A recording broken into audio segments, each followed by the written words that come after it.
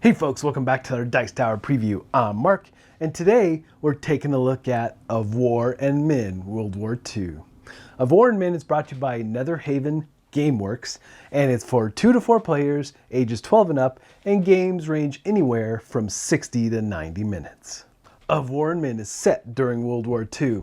You will control a fire team of soldiers trying to achieve a central goal.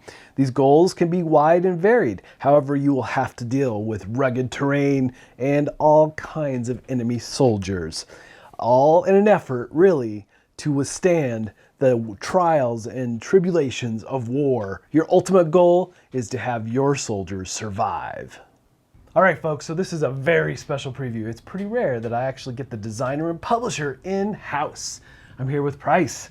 Welcome to the studio. How are you today? I'm doing very well. Good. And you've brought us this beautiful war game that is card-based, right? Card-based, entirely card-based. Entirely card-based. Let's talk about a little bit about the different types of missions for this game. So it is, like I said in the description, this is very much mission-based scenarios, and you have all kinds. But what we have set up here is like King of the Hill, right? Right, exactly. There are many different missions, and some of the missions, require you to, infiltrate and get some plans and bring them back from point A to point B and come out alive. This one's just a free-for-all. Nice. It's designed to kind of show off some of the combat mechanics that are there and make it nice and quick to get in action-wise. Right. And you've got the game where it scales to some degree, right? Because you can disregard some of the stats, right? And just play a basic version of the game. Yes. And as you get to know it, you get to play with all the extras.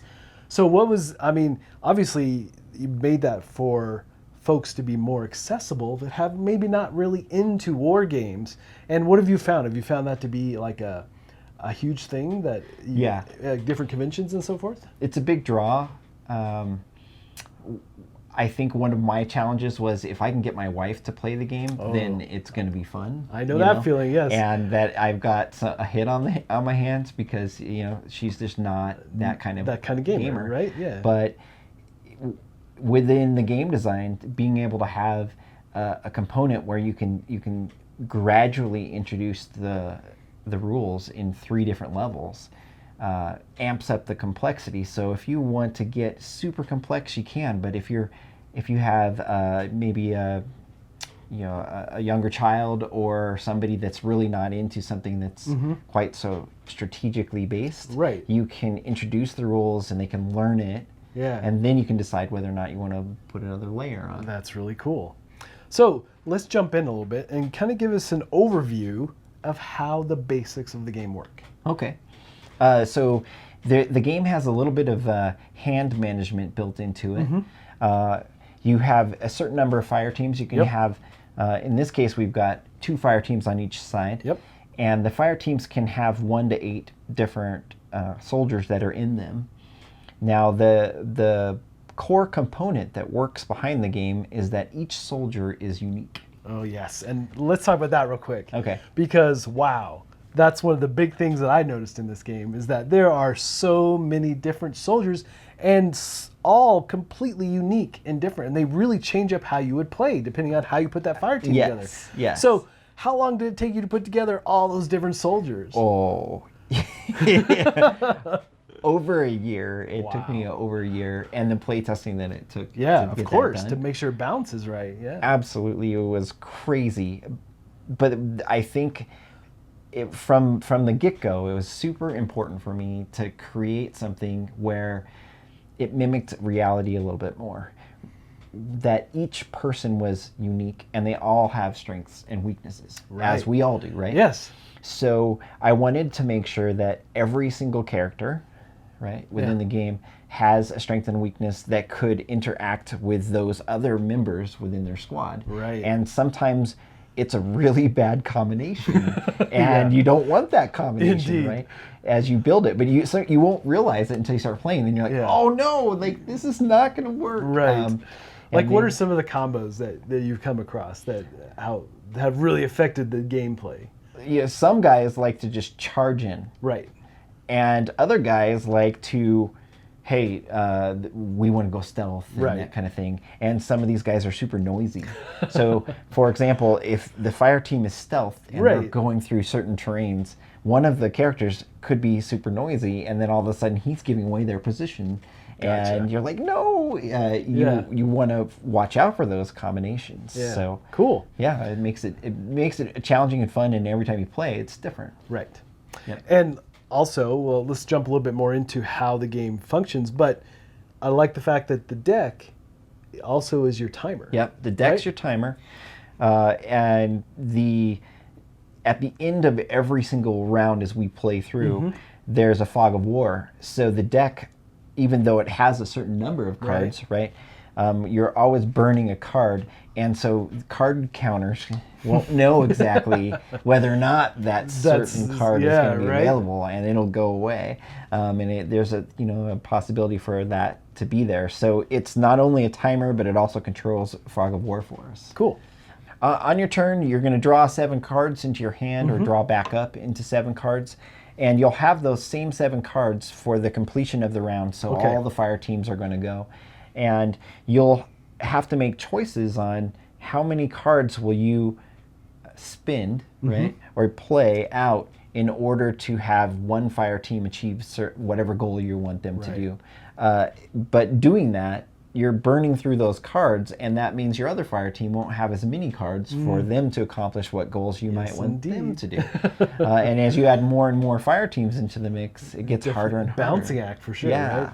And then moving through the different types of terrain here too, right? Right. And there's plenty of different types of terrain that are included within the game, and the terrains themselves even have some unique elements in them.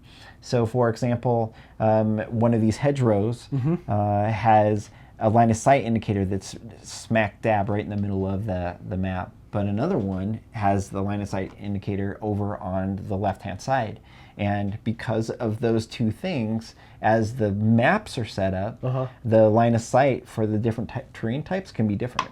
You'll get your fire teams in place. In this case, we're playing the King of the Hill. Right, scenario. Yep. And on the back of that is a setup grid, and it shows you how to set up the terrains. And all of them have this nice grid. It's really quick and easy to set up the game.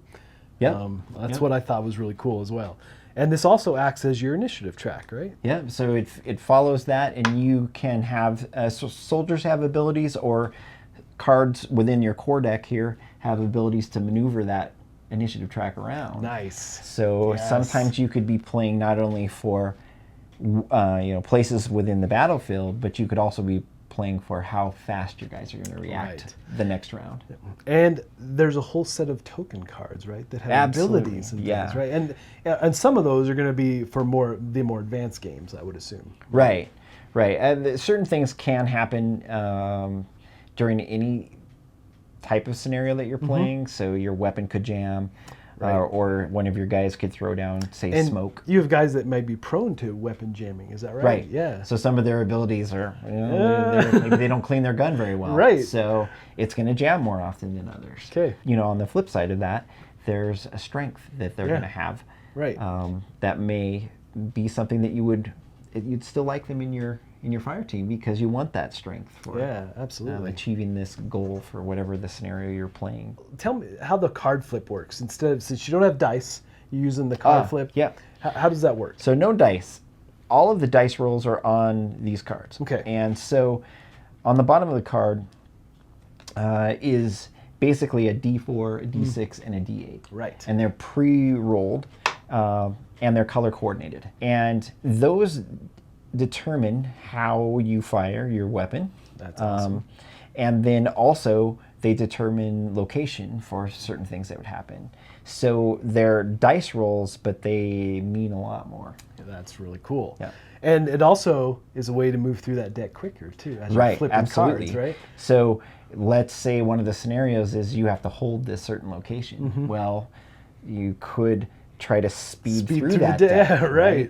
and get rid of cards and burn cards faster and faster to try to increase your chances for getting to the end of the deck as a timer. So the cards themselves have the abilities as well, like there's attack and so forth, right? So so they have a core order at the top of the card, and you can follow that core order, or you can make a choice Yep. and use this kind of instant effect that's on the card as well. But if you do that, you can't use the core order. So you have It's a constant choice. Yeah, I that's love happening. it. Yeah. So it's hand management to the extreme, Yeah. and you have all these choices that you have to make to see whether or not you can still achieve your mission. And the target symbol on there is all about line of sight too, right? All about line of sight. And you're just measuring that out with a card to make sure it lines up, right? Yeah. You can kind of see. and if you want to get out the ruler, you can go right True. ahead and do that. But we were using the cards just to kind of get an idea. just give you an idea, right? Yeah. And so I think that works really well.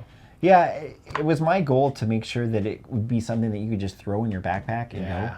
And it truly is that. I mean, and you can make it as deep as you want or Yeah. as light as you want. Yeah, we have this scenario set up right here, Right. but if we wanted to set up a larger scenario, Yeah, it'd fill this table. it would right? fill the table. Yeah. And you have that ability to make this full-fledged, I'm going to play this thing for 90 minutes, or you can even, a couple of hours, depending on how big you want to make it. Right. That's amazing. So one of the effects I'd like to talk about, Yeah. as far as strengths and weaknesses, Yeah. is trigger happy. Oh, right. So this is a really interesting effect. It is. So if I have a fire team, and say I issue a fire order to Captain DiLorenzo here, and Captain DiLorenzo, he's got this great machine gun. I want him to fire off at this oncoming fire team. Right. But Private Cox here, he's trigger happy. Oh. So his weakness means that, he didn't actually get the firing order. He's not Right. going to be the guy that's going to shoot, but he's going to jump in and shoot instead. Instead, yeah. So even kinda though like I've the- issued one, Yeah. He's kind of like the Leroy Jenkins yeah, running in. he is just going to run in, right? So you have to kind of deal with that. That's awesome. Even though you have best laid plans, because you know that this guy's going to do Yeah. a great job with his I love that machine gun. the He's characters gonna have do it. those different stats. They play into them. It's really cool. They have a personality, and Yeah. I think it's important that you kind of fall in love with the characters themselves. right. Like you I don't had want that- them to die. Yeah, because I he's had got that a sense personality. playing. You definitely feel like, oh man, I got to protect these guys. Yeah. I can't have them go down. Yeah. Yeah. You don't you definitely get attached, which You I do. thought was really interesting. You do. You don't want to send your fire team in just to win the day. Right. You actually want to think about them long term. Yeah. And so that does lead that the game can also be played as a campaign where you play right. through the scenarios Yeah. and see if you can keep your fire teams alive. And that's really kind of the goal of the game. Keep your absolutely. fire team alive. Yeah. So tell folks where they can find you and where they can find it. Well, we're at a lot of cons, but you can also go online at netherhavyn.com, and it's available there. Right. We're getting geared up to head to Gen Con. Yes. So we're going to be doing that. You have a pretty big quick booth here. at Gen Con for we this? have a booth at All Gen right. Con, so we're excited about that one. Definitely, if you're there, you should stop by and check this out because Absolutely. the thing that I found so intriguing is that it is super accessible. Like I said, I can include my family, but then I can also go play the same game with my gamer friends, and it's just that much level of more intrigue and deeper into the different missions and the different stats for the soldiers really draws people in, I feel like. All right, Price, thanks again for being here today. I really appreciate it, and we'll look for you at Gen Con. All right, I'll see you there. All right. All right, folks, just a reminder once again, this has been a Dice Tower paid preview. Everything you've seen here has actually been completely done and published. Yes, this game is ready to go now. It was a Kickstarter, but they fulfilled, and it is available now to purchase. Now, the thing about this game is that if you're looking for a war game that's all card-based and super accessible, this might be right up your alley. The thing I liked about it is how many different types of soldiers and how you can create those fire teams. Really cool. And the stats for each soldier are unique. Really, really well done here. But ultimately, folks, if this looks like a game that would be of interest to you, I'm sure they'd appreciate your support. So I think that's it for me. And until next time, we'll see you at the table. So much for watching the Dice Tower videos. Find more great videos and reviews, as well as our top-rated audio podcast at Dicetower.com. You can also find other great shows at Dicetowernetwork.com. I'm Eric Summerer, and you've been watching The Dice Tower. The Dice Tower is sponsored by Cool Stuff Inc., where you can find great games for great prices. Cool stuff in stock. Check them out at CoolStuffInc.com.